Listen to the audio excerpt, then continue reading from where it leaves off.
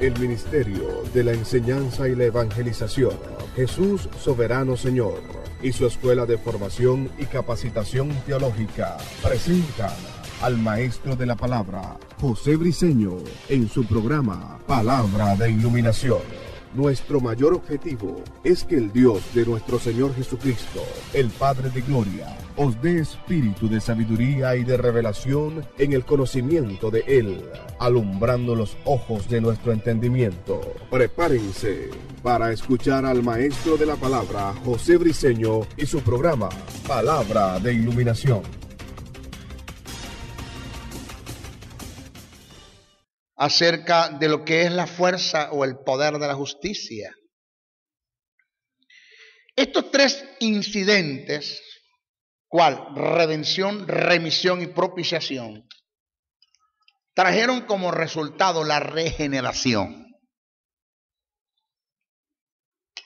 El término regeneración indica llevarte al género original que tenías antes de caer en Adán. Tito 3:5. Es decir, es volverte a llevar a Adán antes de caer. Eso es regeneración. Oiga lo que voy a decir, oiga la fuerza que voy a decir, oiga lo que voy a decir. Regeneración es el acto, regeneración, sí, es el acto de llevarte al lugar donde estaba Adán antes de caer, sin posibilidad de que vuelvas a caer.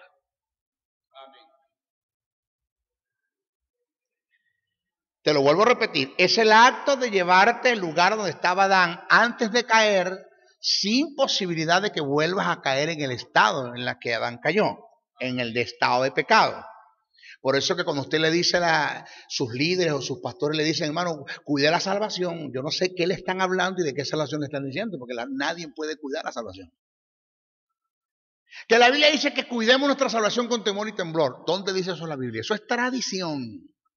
Eso es lo que todo el mundo dice, pero la Biblia en ninguna parte dice que cuidemos nuestra salvación. Dice que te ocupes de tu salvación con temor y temblor. Que te ocupes, no que la cuides. Porque si el que nosotros seamos salvos depende de mi cuidado, de que yo cuide la salvación, nunca me voy a salvar. Y si algún día, porque es que sí logré cuidarla, y llego al cielo, entonces yo me salvé. Hubo una mezcla de gracia y méritos humanos. O sea, no fue la gracia de Dios lo suficiente para salvarme, sino que yo le añadí un poquito de la gracia. Como los méritos humanos, pues yo me salvé porque yo también largué el pelero. El sacrificio de Cristo en la cruz del Calvario no fue suficiente. Yo tuve también que, tú sabes, ¿no? Luchar para salvarme. Lo que Cristo hizo, eso no tiene gran valor. Fui yo el que logré salvarme, porque yo fui tantas las tentaciones que me vinieron que le dije que no, y luché para salvarme. ¿Veo? Entonces eso es un poquito de catolicismo romano dentro de la iglesia. Es un poco de esa es la doctrina de Arminio, Jacobo Arminio, donde agarró textos bíblicos, que por cierto, por ende están en la Biblia, pero tergiversados, distorsionados, descontextualizados, donde no tienen nada que ver con salvación, para aplicarlo acerca de lo que es la pérdida de la salvación. No tiene nada que ver con eso. ¿Ok? Regeneración. Viene del griego palingenesia, que indica hacerte de nuevo. La regeneración no es aplicable al remiendo. O sea, nosotros no somos cristianos remendados. O a la reestructuración. Somos nuevas criaturas. Nunca antes habíamos existido para Dios. Por esta causa, el término nuevo que Pablo utilizó en segunda carta a Corintios 5:17 para hacer referencia al nuevo nacimiento es kainos, que indica lo que viene a ser por primera vez. No tiene que hay un término que se utiliza en el griego para hablar de la reestructuración. Algo así como yo agarro el colchón viejo que tengo en la casa, lo mando a la colchonería, le ponen resorte, lo ajustan, tú sabes lo que es, lo regresan. El colchón quedó como nuevo, pero no es nuevo. No se utiliza el término nuevo en el griego para hablar del nuevo nacimiento. El término que se utilizó fue kainos. Este es el mismo término que se utilizó para cielo nuevo y tierra nueva. Kainos nunca han existido. Es el mismo término que se utilizó para la nueva Jerusalén, nunca ha existido. Es el mismo término que se utilizó para un cántico nuevo donde nadie lo había cantado e entonado, nunca ha existido.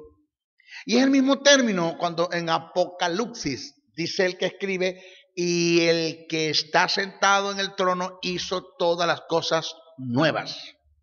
Kainos. No somos reestructurados. Por eso nosotros no debemos vivir del pasado. Ahí es donde está la verdadera sanidad interior. La verdadera sanidad interior viene es conociendo la fuerza de la redención, remisión y propiciación que trajo como resultado de la regeneración, donde no debes tomar en cuenta tu pasado, de donde vienes. Tú sabes, yo fui un niño de la calle, todo yo lo hablo y lo expreso y lo digo por mi testimonio y todo lo demás, pero eso pasó.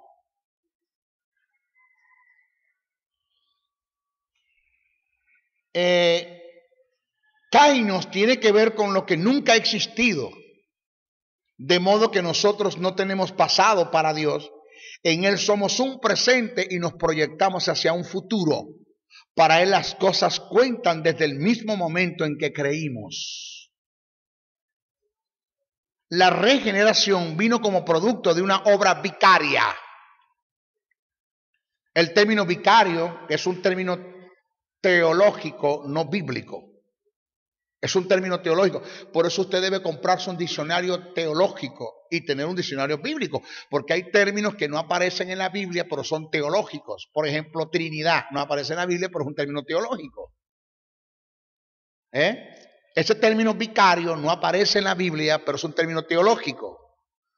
Aparece desde el punto de vista tácito, sobreentendido en la obra que Jesús hizo, que fue una obra vicaria, entendiendo lo que es vicario. El término vicario no aparece en las Escrituras, por ende no es bíblico, es un término teológico utilizado para describir a Cristo como un sustituto, y de allí se deriva lo que se conoce teológicamente como una obra vicaria. Antes de entrar en el tópico acerca de lo que es un vicario y lo que es una obra vicaria, voy a tratar el tema de Cristo como el postrer Adán. ¿Ok? El término postrer, ese término postrer, indica uno semejante al primero, siendo el último, sin posibilidades de que haya un tercero. Óigase bien, el término postrer indica uno semejante al primero, siendo el último, sin posibilidades de que haya un tercero. Este es el término que utilizó el apóstol Pablo en las cartas que escribe a los romanos y la primera carta a los corintios. Cito, primera carta a Corintios 15, 45, 49, dice: así también está escrito, fue hecho el primer hombre, Adán, alma viviente, y el postrer Adán, espíritu vivificante. Voy a explicar lo que es alma viviente y espíritu vivificante. Alma viviente es un ser que tiene la vida de Dios, la recibió de Dios, pero no la puede compartir. Adán. Espíritu vivificante es un ser que tiene la vida de Dios, no la recibió de Dios porque es Dios y la puede compartir. ¿Sí la agarran? No. Alma viviente, que es Adán, es un ser que tiene la vida de Dios, la recibió de Dios, pero no la puede compartir. Este es Adán. Espíritu vivificante, que es Jesús, está hablando de un ser que tiene la vida de Dios, no la recibió de Dios porque es Dios, y la puede compartir porque es Dios. Este es Jesús. ¿Ok? Dice, así también está escrito, fue hecho el primer hombre Adán, alma viviente, el postrer Adán, espíritu edificante. Más, lo espiritual no es primero sino lo animal. Luego, lo espiritual, el primer hombre es de la tierra terrenal, el segundo hombre que es el Señor es del cielo. Mira lo que viene. Óigame bien, que estamos leyendo como que si estuviésemos leyendo un magazine, y esto es Biblia, esto se lee para estudiar. Vuelvo a repetir. Así también está escrito, fue hecho el primer hombre Adán, alma viviente, y el postrer Adán, espíritu edificante. Mas lo espiritual no es primero, sino lo animal. Luego lo espiritual. ¿Lo entendió o lo agarró no? ¡Ping! ¿Se le prendió el bombillo?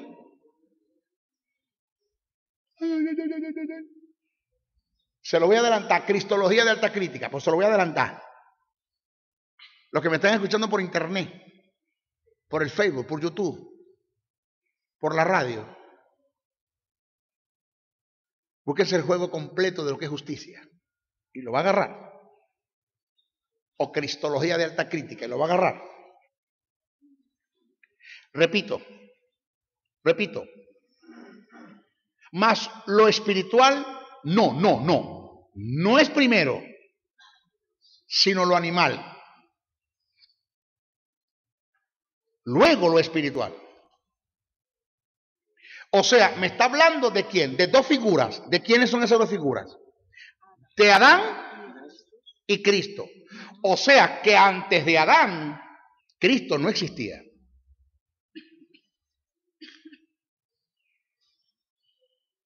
Existía el verbo. Eso de que, hermano, Cristo es preexistente. No, Cristo nunca existía. Cristo vino a existir cuando nació de María. La preexistencia, Pablo cuando escribe acerca de la preexistencia de Jesús, tiene su mentalidad puesta en el verbo que está en Jesús. Porque el verbo se hizo carne.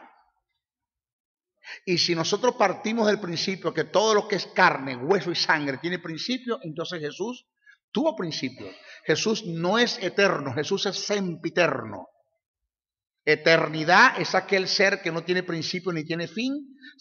Sempiternidad es aquel ser que tiene principio pero que no tiene fin. Jesús tuvo un principio pero no tiene fin. O sea que Jesús no es eterno, Jesús es sempiterno.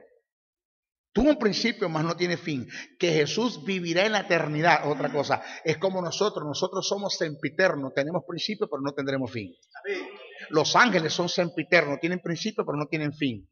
Los animales son temporales, tienen principio y tendrán fin. Las plantas son temporales, tienen principio y tendrán fin. Entonces existe la eternidad, la sempiternidad y la temporalidad. ¿Sí? Fíjese, dice, el primer hombre fue el animal, después vino el espiritual, que es Jesús. Es decir, el espiritual no existía. ¿Cuándo es que vino a existir el espiritual? En la figura de Jesús, que es lo que se llama el teantropos, que es el Dios hombre. Cuando se hace la unión hipostática, donde se une la naturaleza divina con la humana. Y nace lo que hace el teantropos, el Dios hombre. Eso es cristología. Se lo voy a dar después. Esa es una materia, hermano, pero mata demonio. El que no esté preparado para eso, por eso yo lo doy de último. Ya si se descarriaron, ya se graduaron ya, gloria a Dios. ya con la última materia no le dan ganas de escuela, ya para que ya no más graduar. Dale, ¿qué más? Dale. Fíjese esto. Luego el espiritual. El primer hombre es de la tierra terrenal, el segundo hombre que es el Señor es del cielo. ¿Cuál es el terrenal? Tales también los terrenales, y cuál es el celestial, tales también los celestiales. Así como hemos traído la imagen del terrenal, Adán caído, condenación, muerte, miseria, enfermedad, pobreza, ruina. Traeremos también la imagen del celestial. El otro dice, por tanto como el pecado entró en el hombre por un hombre, entró en el mundo por un hombre, y por el pecado la muerte, así la muerte pasó a todos los hombres por cuanto todos pecaron. Pues antes de la ley había pecado en el mundo, pero donde no hay ley, no se inculpe del pecado. No obstante, reinó la muerte desde Adán hasta Moisés, aun en los que no pecaron a la manera de las transgresiones de Adán, el cual es figura del que había de venir, es tipo. Pero el don no fue como la transgresión, porque si por la transgresión de aquel murieron, los muchos abundaron mucho más para los muchos la gracia y el don de Dios por la gracia de un hombre, Jesucristo. Y con el don no sucede como en el caso de aquel uno que pecó, porque ciertamente el juicio vino a causa de un solo pecado para condenación, pero el don vino a causa de muchas transgresiones para justificación. Pues si por la transgresión de uno solo reinó la muerte, muchos más reinará en vida por uno solo, Jesucristo, los que reciben la abundancia de la gracia del don de la justicia. Así que como por la transgresión de uno vino la condenación a todos los hombres, de la misma manera por igual, por la justicia de uno vino a todos los hombres la justificación divina de vida. Porque así como por la desobediencia de un hombre los muchos fueron constituidos pecadores, así también por la obediencia de uno los muchos serán constituidos justos. Pero la ley se introdujo para que el pecado abundase, mas cuando el pecado abundó, sobreabundó la gracia. Para que así como el pecado reinó para muerte, así también la gracia reine por la justicia para vida eterna mediante Jesucristo nuestro Señor. Romanos 5, 12, 21. El pensamiento de Pablo, oiga, el pensamiento de Pablo, cuando menciona a Jesús como el postrer Adán en forma recíproca o bilateral, estriba en que todo lo que Jesús en calidad de hombre, óigase bien, que aquí estoy entrando en cristología, todo lo que Jesús en calidad de hombre logró hacer, Adán estaba en la posibilidad de hacerlo. Así como Jesús en su humanidad, a causa de su obediencia, condenó al diablo, se podía dar la posibilidad de que Adán en su humanidad, a causa de su obediencia, en forma oportuna, cuando fue tentado, emitiera condenas a Satanás, enviándolo al infierno a causa de su obediencia.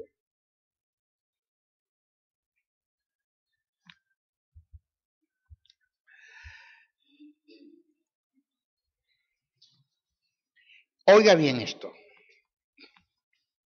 El pecado entró por la mujer, pero tenía que consumarse en el hombre. Satanás siempre busca la parte más débil del ser. Satanás sabe cuál fue el área en el mundo en la que tú más le diste lugar. Tienes que cuidarte de esa área estando en el Evangelio, estando en Dios. Fuiste el tipo promiscuo, tienes que cuidarte de esa área, porque dentro de la iglesia evangélica abundan las mujeres. Tú tienes que buscarlas afuera, que están adentro. Las que te llaman, las que te chatean, las que te invitan, las que te convidan, que están aquí adentro. Fuiste homosexual, tienes que cuidar esa área estando dentro de la congregación. ¿Qué fuiste? ¿Afuera? ¿Fuiste débil? ¿Fue el terreno más fuerte que Satanás pisó? Tienes que tener cuidado eso estando en la iglesia. ¿Por qué no buscó a Adán? ¿Por qué busca a la mujer? Porque la mujer es la parte más sensible entre los dos y es la debilidad más grande que el hombre tiene. La mujer es la parte más sensible entre ellos dos y es la parte más débil que el hombre tiene. ¿Sí? O sea, Dalila le quitó las fuerzas a un hombre y se le llevó la visión a un hombre, que se fue Sansón. Fácilmente una mujer puede llevarte las fuerzas y quitarte la visión. Dios me dijo un día, no permitas que una persona que no tenga visión se lleve la visión que yo te di. Que no tenga sueño se lleve el sueño que yo te di. Que no tenga propósito se lleve el propósito que yo te di. Porque una mujer que se te esté metiendo por los ojos, que te esté chateando, te esté invitando, te esté convidando, sabiendo el don que tú tienes, la esposa que tienes, los hijos que tienes, no es una buena mujer. Eso no es una mujer de visión. Entonces, ¿te vas a dejar robar la visión de quien no tiene visión? ¿Te vas a dejar robar el sueño de quien no tenga sueño?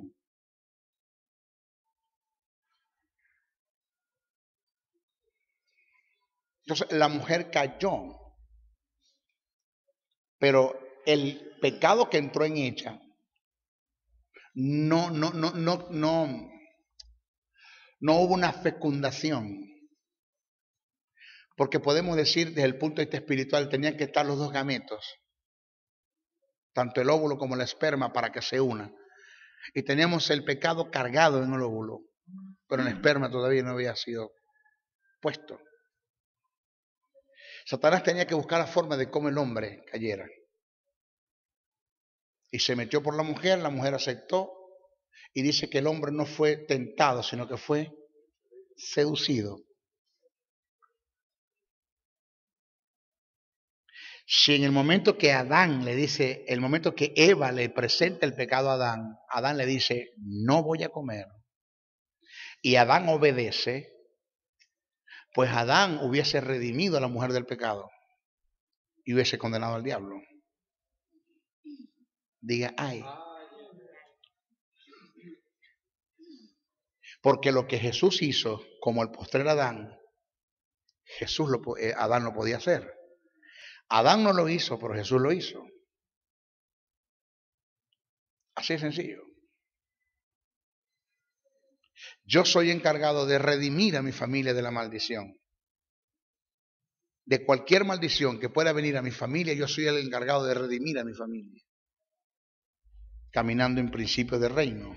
Dios me dijo un día, toma la decisión que tú quieras y haz lo que te dé la gana con tu vida, pero respeta la vida de tus hijos. No decidas por ello. ¿De qué tú me estás hablando? Tú sabes que el irte con esa mujer no solamente te vas a dañar tú, sino que vas a dañar el futuro de tus hijos. Decide por ti, pero respeta el futuro de tus hijos. Por lo menos si no piensas en mí, piensa en tus hijos. Entonces un pecado que yo pueda cometer se puede llevar y arrastrar toda la vida de los hijos, de mis hijos, del futuro de ellos, sus finanzas, todo. Cuando papá se fue de casa, los hijos entraron en delincuencia, las muchachas quedaron embarazadas, un desastre el hogar, sin cabeza, acéfalo, aquí no hay cabeza, se fue todo el mundo, quedó el cuerpo, quedó la mujer sola, haciendo papel de un hombre que nunca lo va a poder lograr. Porque la mujer nunca puede ocupar el lugar de un hombre, jamás, siempre va a haber una falla. Siempre la figura del hombre tiene que estar allí, siempre debe estar la figura del hombre.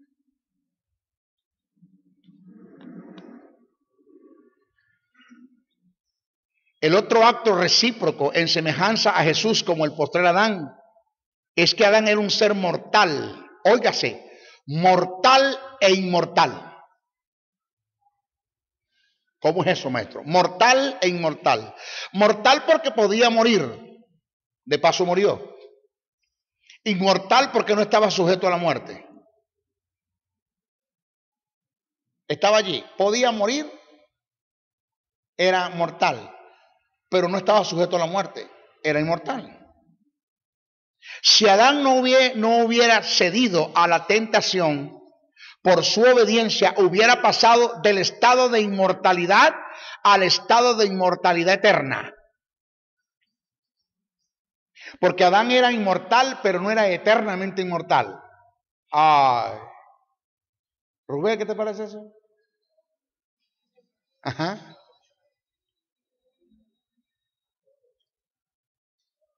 Adán era inmortal, pero no era eternamente inmortal. Nosotros somos eternamente inmortal. No hay nada que nos quite la vida que Dios nos dio. ¡Wow! Si eso lo entendieran los líderes, dejaran de estar predicando esos mensajes de condenación, que cuide la salvación, que si Cristo viene te va a quedar basura. Eso no lo entiende mucha gente. Se necesita de Martín Lutero en la iglesia que entiendan estas verdades. Estas son verdades que se les reveló y se les iluminó a los teólogos católicos, a Martín Lutero, a Juan Hus, a Calvino. Y los protestantes no entienden esta vaina. No la comprenden, no se les cuadra, no se les prende el bombillo en esto. Y por eso me llaman falso maestro. Porque yo estoy predicando salvo, siempre salvo.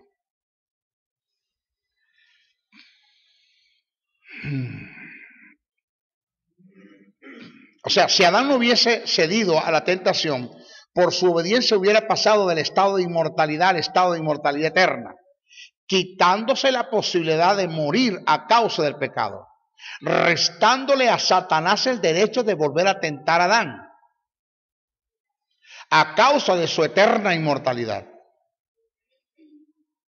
Pero Adán cedió a la tentación y pasó de un estado de inmortalidad a mortalidad eterna, estando sujeto a la muerte.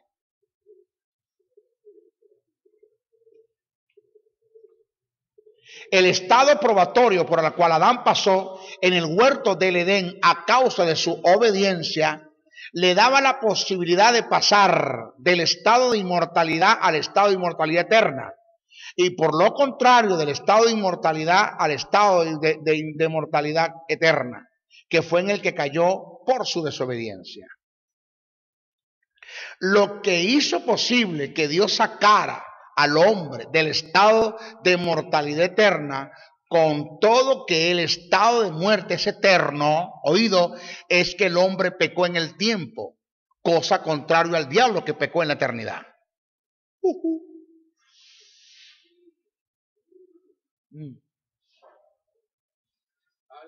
Ay.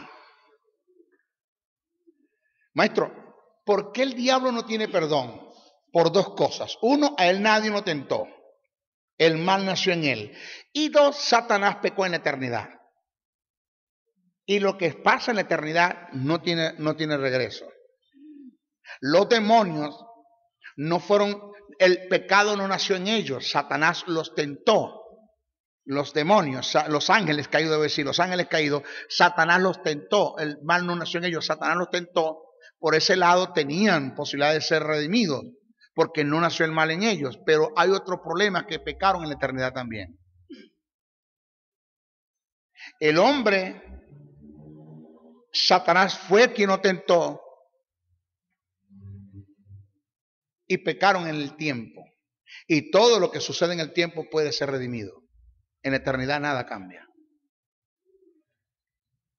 Diga, ay, dígame algo, que yo no sé qué. Yo estoy solo acá. ¿Sí? Bendito Jehová. Yo sé que ustedes me están entendiendo. En el caso de Jesús, como el postrer Adán, por igual era mortal e inmortal. Jesús era mortal e inmortal. Jesús, por ser mortal, por causa del estado de pecado que Dios puso sobre él en la cruz, murió, tanto físico como espiritualmente. Pero por causa de su obediencia al cumplimiento de la ley y los mandamientos de Dios, fue justificado y vivificado en el espíritu, resucitándolo de entre los muertos, pasando al estado de inmortalidad eterna, condenando al diablo y destinándolo para el infierno.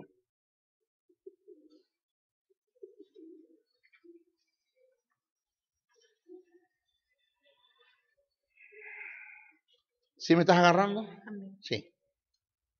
Escuche esto. Escuche esto. ¿Podía la justicia justificar a los hombres? Es la pregunta. Lo que decían por ahí de las tres lochas. ¿Podía la justicia justificar al hombre? Sí. Pero no hubo un hombre que la cumpliera. Pablo dijo, la justicia que se me dio para vida, me produjo la muerte. Que se me dio para vida. ¿Qué quiso decir Pablo? Que si yo hubiese cumplido todos los mandamientos dados por Dios en la ley, por causa de la justicia y el cumplimiento de ella, yo tenía que ser justificado. Y por causa de la justicia que vino por la ley, yo tenía Dios que quitarme el estado de pecado que estaba en mí, que el hombre me metió en eso, y por causa de quitarme ese estado, colocarme la justicia. O sea que si se levanta un hombre cumpliendo todos los mandamientos de la ley y Dios lo justifica a través del cumplimiento de la ley, le tiene que dar la vida eterna, Cristo no hace falta. Cristo no hace falta.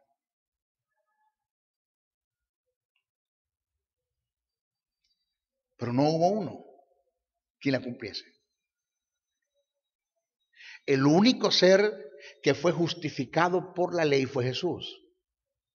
Jesús murió en pecado, no en pecado que él haya hecho. Jesús murió en pecado porque Dios cargó el pecado sobre la cruz. El pecado, el estado de pecado de la humanidad, Dios lo puso sobre Jesús en la cruz. Por tanto, Jesús murió cargado de pecado. Por eso es imposible que la gente diga por allí que Cristo venció al diablo en la cruz. Cuando Colosenses dice que Cristo venció al diablo, venciendo los principados y la potestad, los exhibió públicamente, triunfando sobre ellos en la cruz, no está hablando de demonios, está hablando del Sanedrín, está hablando de los místicos, sinósticos y falsos maestros que querían desviar a los colosenses a la doctrina, pero no está hablando de demonios. Bien dice el texto, en relación del pensamiento, por tanto, nadie os juzgue en comida, en bebida y día de reposo. Entonces Jesús murió en derrota en la cruz. Jesús no venció al diablo en la cruz. Jesús vence al diablo cuando resucita de los muertos. Venció al que tenía el imperio de la muerte a través de la muerte, resucitando de los muertos. El único ser que resucitó de los muertos para no morir más es Jesús. Eso se llama la eternidad eterna, la vida eterna en Jesús. Eso se llama la inmortalidad eterna. Porque Lázaro no resucitó. En Lázaro se dio fue una resucitación, no una resurrección. En Lázaro se dio fue una resucitación, no una resurrección. Lázaro resucitó para volver a morir. Y todos los que resucitaron murieron otra vez. El único que resucitó, que ha resucitado, que se ha levantado de la tumba para no morir más, es Jesús de Nazaret.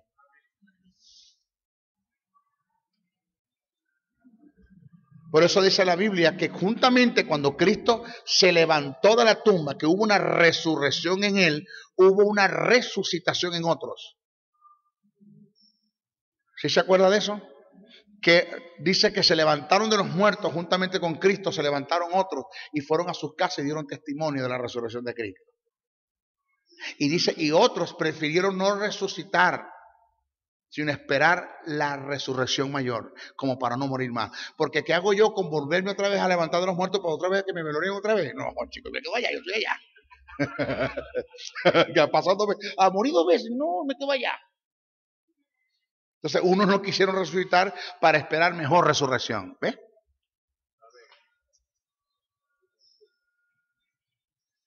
Por causa de lo que Jesús hizo en su obediencia, como el postrer Adán, todos los que creen en él, por fe en la gracia de Dios, se le concede el estado de inmortalidad eterna, pasando a gozar de dicho estado en forma integral y absoluta cuando venga la resurrección, aunado al traslado de la iglesia. La obra vicaria define un acto realizado o sufrido en favor de otros, para que los beneficios del acto se transfieran al beneficiario. El término vicario indica una sustitución. Se dice de alguien que ocupa un lugar dejando de ser beneficiado para que otro sea beneficiado. Cristo murió no solamente a favor nuestro, sino en lugar nuestro. Él fue hecho maldición por nosotros. Repito, Cristo murió no solamente a favor nuestro, sino en lugar nuestro. Él fue hecho maldición por nosotros. Romanos 5, 6, 8. Gálatas 3, 13. El término vicario está en contraste del sicario. El vicario entrega la vida, el sicario la quita. Jesús manifestó ser el vicario de Dios.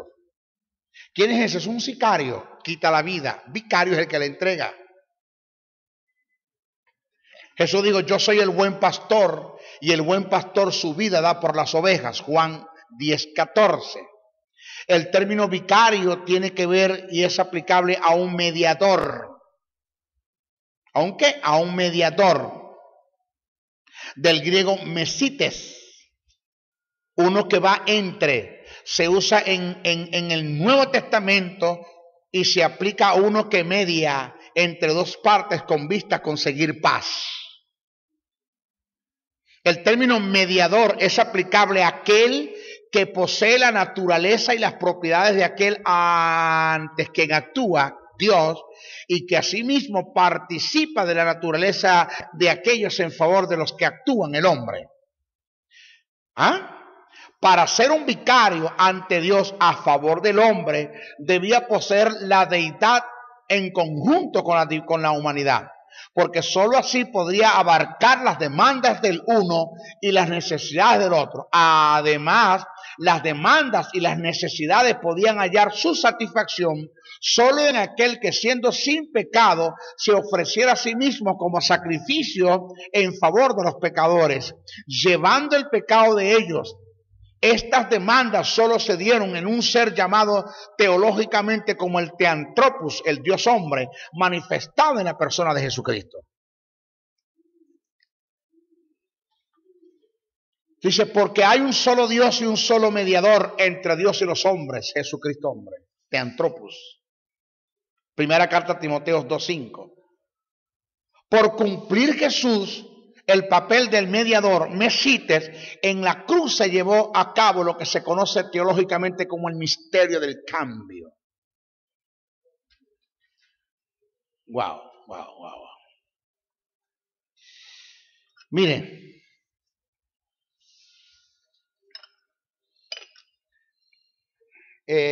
yo no soy la mamá de los pollitos, el eslabón perdido, la gaseosa del desierto, el ombligo del mundo. Ni me creo el único, jamás. Mire, ni siquiera pensar ser el único, porque el día que yo piense eso, tengo problemas con Dios. El día que yo me la dé, que Dios no tiene más nadie, que yo me crea la gaseosa, Dios me va a decir, tengo unas cuantas gaveras por ahí, no te has dado cuenta. Pero ¿quién enseña esto? ¿Quién enseña estas cosas en la iglesia? Este es el mensaje que se necesita en las congregaciones. Este es el mensaje que te da libertad para pecar y para ser santo. Este es el mensaje que te da libertad para pensar. Mensaje que te dejan pensar, te dejan ser persona. Y no te llevan a ser un títere o una marioneta, algo que te sobrellevan con el temor, la intimidación, el control. No te cortan la cabullita y te dejan caminar solo. Déjame a mí elegir. Este es el mensaje que te deja pensar. El mensaje que te hace libre, que te lleva a ser santo de verdad. Esto casi no lo enseñamos en la iglesia.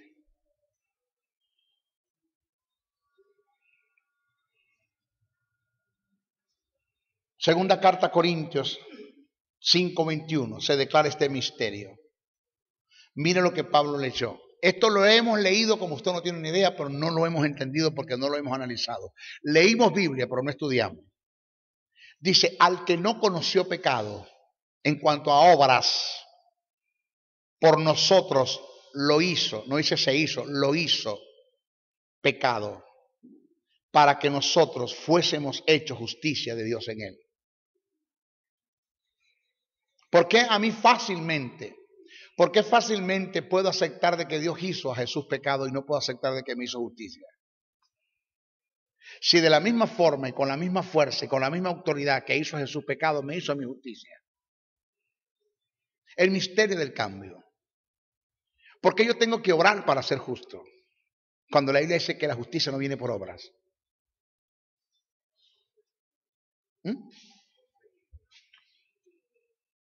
¿Por qué? El término pecado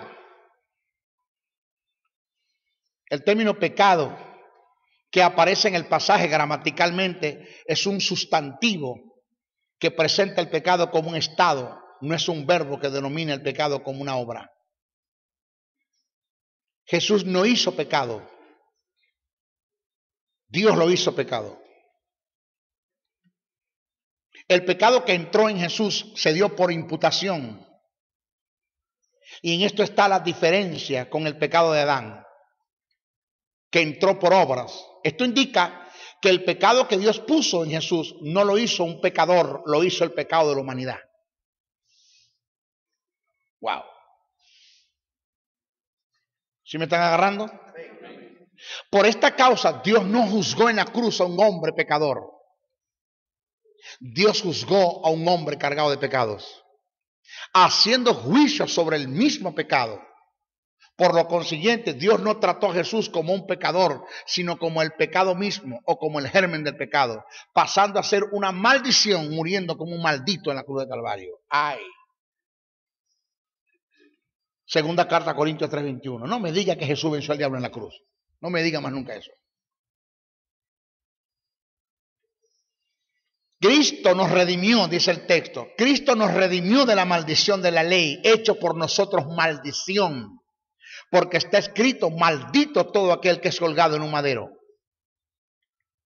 ¿Sabe dónde tomó esto Pablo? Lo tomó de Deuteronomio 21, versos 22 y 23.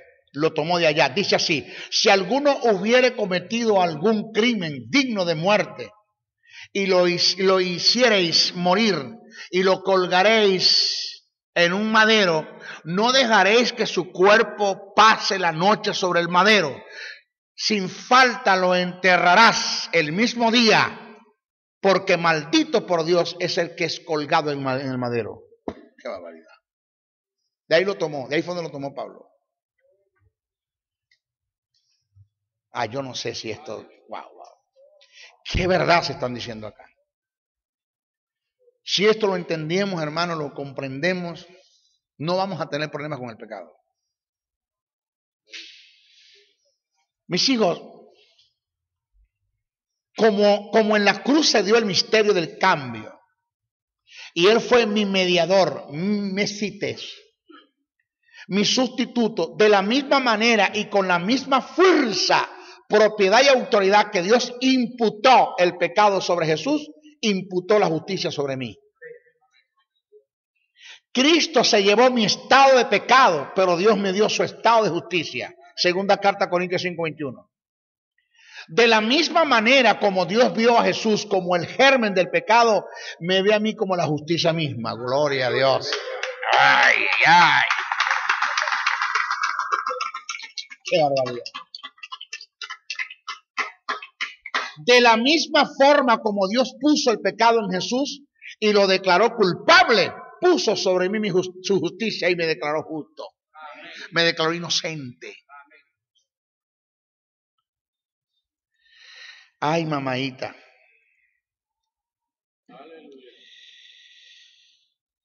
Por esta causa corroboro lo antes dicho, que un creyente que aún cayendo en el pecado más horrendo y más degradante de este mundo, por causa del misterio del cambio, de la sustitución que se dio en la cruz, dejaré de ser santo, pero no dejaré de ser justo. Esto indica que no hay obra de pecado en este mundo que me condene. Wow. Como está escrito, Pablo en Romanos 3, 10, 25, dice, como está escrito, no hay justo ni un uno. Pero ahora parte de la ley se ha manifestado la justicia de Dios, testificada por la ley y por los profetas. La justicia de Dios por medio de la fe en Jesucristo, para todos los que creen en Él. Porque no hay diferencia por cuanto todos pecaron y están destituidos de la gloria de Dios, siendo justificados gratuitamente por su gracia, mediante la redención que es en Cristo Jesús, a quien Dios puso como propiciación por medio de la fe en su sangre, para manifestar su justicia a causa de haber pasado por alto en sus paciencias los pecados pasados, con la mira de manifestar en este tiempo su justicia, a fin de que Él sea el justo, el que justifica al que es de la fe en Jesús.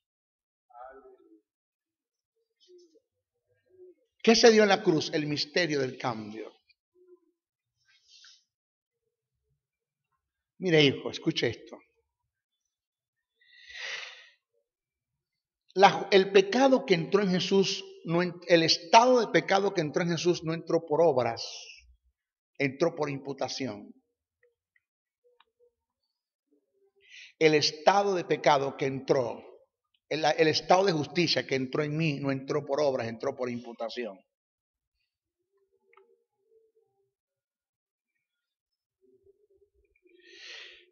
Ese estado de justicia que entró en mí produjo la vida.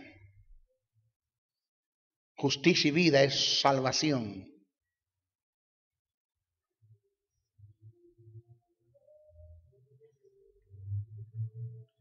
Si el estado de justicia que entró en mí entró por imputación, no por obras, entonces no hay obra que me quite la justicia.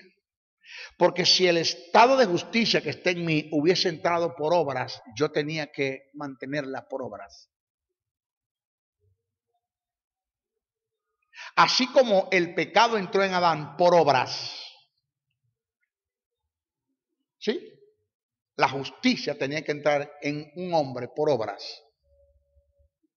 Y ese hombre fue Jesús. Él fue el que obró cumpliendo los mandamientos y las demandas de la ley, para que a causa de la obra pudiese ser justificado y por gracia justificar a muchos. ¿Se me oye? Repito, Él fue el que obró para ser justificado. Porque así como el pecado entró en un hombre, por obras tenía que entrar la justicia en un hombre por obras, y ese es Jesús. Pero Jesús obrando obtuvo la justicia y mantiene la justicia en obras, eternamente hablando, por obra de la ley. Fue justificado por la ley y a causa de esa justicia obtuvo la vida, y a causa de la vida vence la muerte. Al vencer la muerte vence los principados y las potestades y se levanta como el gran sumo sacerdote. Y justifica Dios a través del sacrificio de Jesús en la fe por la gracia, no por obras. De modo que usted fue salvo por gracia, no por obras, en la fe que usted depositó en el sacrificio de Jesús en la cruz del Calvario. Usted creyó en el plan de redención que se dio en la vida, nacimiento, vida, muerte y resurrección de Cristo. Usted creyó en eso. Y solo al creerlo usted fue justificado, se dio el misterio del cambio. Esto no fue por obras. Y como no fue por obras, usted no la puede mantener por obras. Entonces, ¿de qué salvación estamos hablando que tenemos que cuidar? ¿A qué estamos haciendo referencia?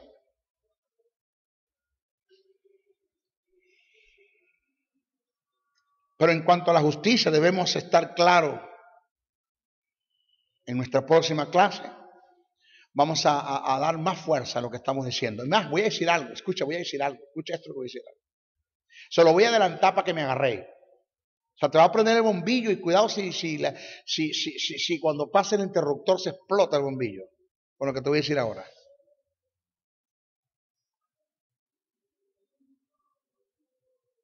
Yo soy tan justo. Y soy tan justo, pero soy tan justo que ni siquiera Dios es más justo que yo.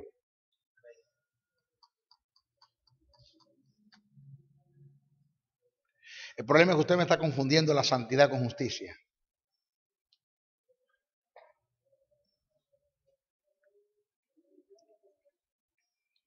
Vamos a hablar un poquito acerca de justicia y santidad. Yo le voy a hacer a usted una pregunta y usted me responde. ¿En el Espíritu de Dios hay pecado? Por favor, estoy hablando con usted, responda. ¿En el Espíritu de Dios hay pecado? Entonces Dios es justo. Porque eso es justicia. Justicia está en que internamente en Él no hay pecado. ¿Dios hizo pecado? ¿Aló? ¿Dios hizo pecado? Entonces Dios es santo. Porque la santidad tiene que ver con obras. La justicia tiene que ver con lo interno, en que posicionalmente en Él no hay pecado. Eso es justicia. Le pregunto, ¿en Cristo hay pecado? No. entonces Cristo es tan justo como es Dios. ¿Cristo hizo pecado? Entonces Cristo está santo como es Dios. ¿En el Espíritu Santo hay pecado? Entonces el Espíritu Santo es tan justo como es Dios y como es Cristo. ¿El Espíritu Santo cometió pecado? Entonces el Espíritu Santo es tan santo como es Dios y como es Cristo. Pregunto, según lo que hemos analizado y según lo que hemos dicho, lo que es el misterio del cambio, lo que es redención, remisión y propiciación, y lo que es regeneración, en nosotros, como hijos de Dios, internamente en el Espíritu, ¿hay pecado? Entonces somos tan justos como es Dios, como es Cristo, como es el Espíritu Santo. Pregunto, ¿nosotros cometemos pecado? Entonces no somos tan santos como son ellos. Hay diferencia. La diferencia es que la justicia tiene que ver con lo interno y la santidad es lo externo. Es lo que yo logro obtener por causa de cumplir con los mandamientos de Dios. Son dos cosas diferentes. ¿Podrá Dios darle más vida eterna a usted? Párese en la mañana y le diga, Señor, dame más vida eterna. ¿Podrá Dios darte más vida eterna? No. Dios no te puede dar más vida eterna. ¿Por qué? Porque la vida que está en ti es la de Dios. A ver, ¿a cuántos Dios le puede dar más Espíritu Santo? Eso que dice el Señor ahora mismo. Dame una doble porción de tu poder. Que por favor, ¿de qué están hablando? Están pidiendo Espíritu Santo al cuadrado. No existe. Dios no puede darle más poder porque todo el poder de Dios está en usted, porque en usted muere el Espíritu de Dios. Dios no puede darle más vida eterna porque toda la vida eterna de Dios está en usted. Dios no puede darle a usted más justicia porque toda la justicia de Dios está en usted. Entonces no le pide a Dios ni justicia, ni vida eterna, ni Espíritu Santo, porque usted lo tiene. No le puede dar más. Entonces usted es tan justo como es Dios. La gente me dice, es que él se cree. No, yo no me creo, es que yo soy. Yo no me creo, yo soy justo como es Dios. Y gracias a Dios por eso. Nuestra próxima clase vamos a aclarar un poquitito esto. Bendiciones, bendiciones, bendiciones. El Ministerio de la Enseñanza y la Evangelización, Jesús Soberano Señor, y su Escuela de Formación y Capacitación Teológica presentan al Maestro de la Palabra, José Briceño, en su programa Palabra de Iluminación. Nuestro mayor objetivo es que el Dios de nuestro Señor Jesucristo, el Padre de Gloria, os dé espíritu de sabiduría y de revelación en el conocimiento de Él, alumbrando los ojos de nuestro entendimiento. Prepárense para escuchar al Maestro de la Palabra, José Briceño, y su programa Palabra de Iluminación.